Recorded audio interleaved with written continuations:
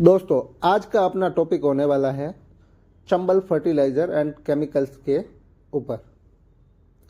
Video शुरू करने से पहले बेल आइकन दबा लो, क्या पता आपके काम की कोई वीडियो मिस हो जाए।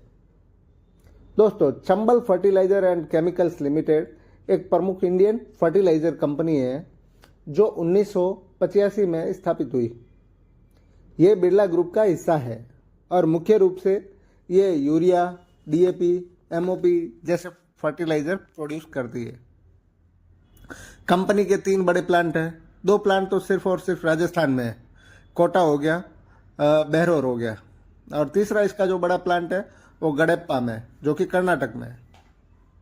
ये भारत की टॉप यूरिया प्रोड्यूसर में से एक है और एग्रीकल्चर सेक्टर को सपोर्ट करती है। कंपनी की रेवेन्यू का बड़ा हिस्सा फर्टिलाइजर सेगमेंट से आता है, करीब 90%, बाकी केमिकल्स और ट्रेडिंग से। फाइनेंशियल ईयर 2025 में रेवेन्यू 17,411 करोड़ रहा, जो पिछले साल से लगभग 6.4% तक ऊपर है, लेकिन प्रॉफिट 1750 करोड़ रहा। मार्केट कैप इसका 21,605 करोड़ रुपए है। कंपनी ने डेप्ट को काफ़ी रिड्यूस किया है, अब लगभग डेप्ट फ्री है। प्रमोटर होल्डिंग भी बढ़ी है, जैसे 60.5% अभी जो करंटली प्रमोटर होल्डिंग है, जो कि स्टॉक में काफ़ी कॉन्फिडेंस दिखाता है। कुल मिलाकर ये एक सॉलिड प्लेयर है एग्री सेक्टर में, लेकिन ग्रोथ गवर्नमेंट सब्सिडी और रॉ मटेरियल कॉस्ट पे डिपेंड करती है। अब आते हैं हाल की परफॉर्मेंस पर। मई 2025 में स्टॉक में रिकॉर्ड हाई 742 रुपये और 20 पैसे पर छुआ था, लेकिन उसके बाद से लगभग ये 27% तक करेक्शन फेस में आया है। मतलब कि 27% तक की आपको गिरावट देखने को मिली है। स्टॉक 539 रुपये 25 पैसे के आसपास ट्रेड कर रहा है हाल फिलहाल, जो कि 0.75% गिरकर बंद हुआ है अपने पिछले क्लोजिंग से।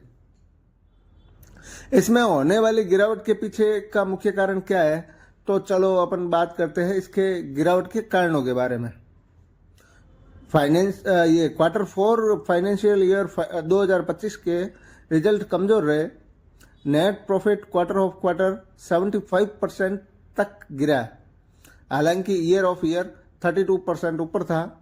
सेल्स ग्रोथ सिर्फ 6.4% रही, जो इंडस्ट्री एवरेज से कम है। एनालिस्ट ने स्लाइडिंग अर्निंग्स की वजह से लो पीई को जस्टिफाइड किया।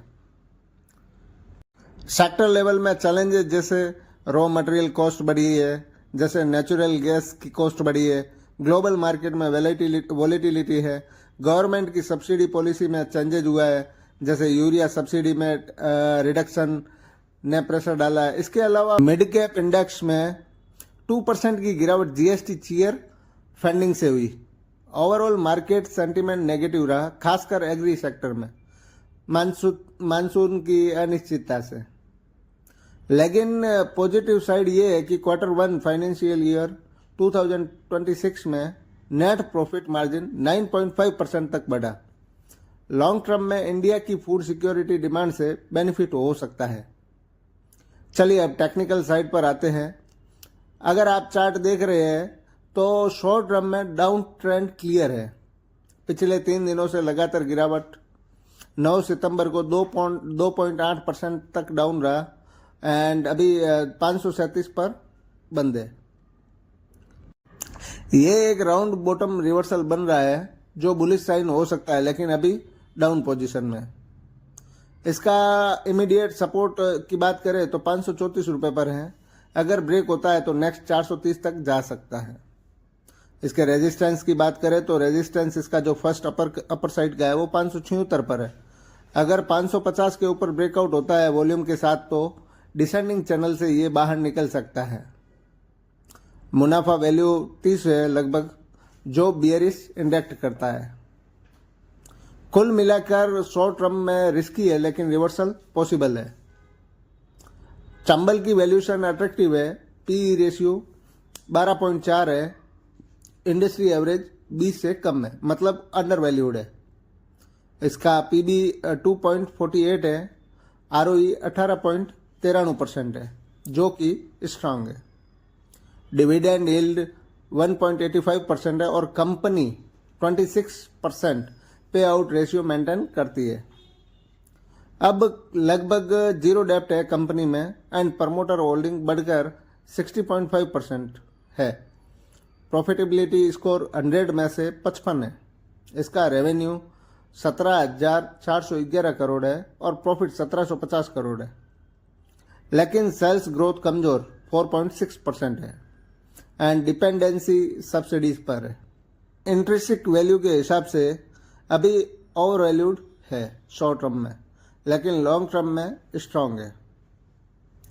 एनालिस्ट्स कहते हैं फंडामेंटल्स हेल्दी है, लॉन्ग टर्म इन्वेस्टमेंट के लिए अच्छा है या अच्छा हो सकता है। मूविंग एवरेज शॉर्ट टर्म में नीचे क्रॉस कर रहे हैं। आरएसआई ओवरसोल्ड जोन में 30 के नीचे है, जो रिबाउंड का सिग्नल दे रहा है। एमएसएडी की बात करें तो एमएसएडी नेगेटिव है, लेकिन डाइवर्सेज दिख रही है। स्ट्रांग सपोर्ट की बात करें तो स्ट्रांग सपोर्ट लेवल 534 और डाउन साइड 430 है। स्ट्रांग रेजिस्टेंस अपसाइड 576 और इससे अपसाइड में 600 है। वॉल्यूम काफ़ी लो है, ब्रेकआउट पर नज़र रखें। ओवरऑल शॉर्ट टर्म बियरिश है, लेकिन ओवरसोल्ड से रिबाउंड पॉसिबल हो सकता है। शॉर्ट टर्म में अगर सपोर्ट ब्रेक करे तो 500 से 430 तक की गिरावट देखने को आपको मिल सकती है, लेकिन अगर 550 ब्रेक करे तो रिबाउंड 600 तक हो सकता है। लगभग 15 से 30% अपसाइड पॉसिबल है, यानी 600 से 750 की रेंज तक जा सकता है अगर सब्सिडी बूस्ट या ग्लोबल डिमांड बढ़े तो।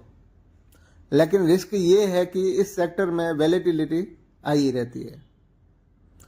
अब आप पूछोगे कि रिस्क क्या है या रिस्क क्या हो सकता है। इसमें समझो ना कि गवर्नमेंट पॉलिसीज काफ़ी मैटर करती है। अभी कोई गवर्नमेंट ने पॉलिसी चेंज कर दी, या रॉ मटेरियल कॉस्ट बढ़ गई, या मार्केट वैलेटिलिटी बढ़ गई, ये सब रिस्क ही तो है। और वैसे भी स्टॉक मार्केट में इन्वेस्टमेंट करने से पहले हमेशा रिसर्च करना जरूरी है, और अगर आपसे रिसर्च नहीं हो पाता है तो सभी रजिस्टर्ड सलाहकार से सलाह लेके ही निवेश करना चाहिए। दोस्तों, चंबल फर्टिलाइजर्स लॉन्ग टर्म के लिए अच्छा लगता है, लेकिन short term wait and watch की सिचुएशन है हाल फिलहाल। वीडियो कैसी लगी कमेंट में ज़रूर बताएं।